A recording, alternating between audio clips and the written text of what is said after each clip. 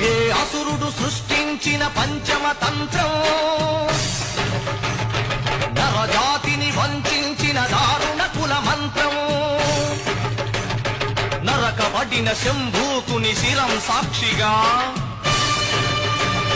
తెగిపడిన ఏకలవ్య బొటన వేలు సాక్షిగా, ముంతల చీపురుల మన దీనగతం సాక్షిగా, ప్రశ్నించిన ప్రతి చోట మహారక్త క్షేత్ర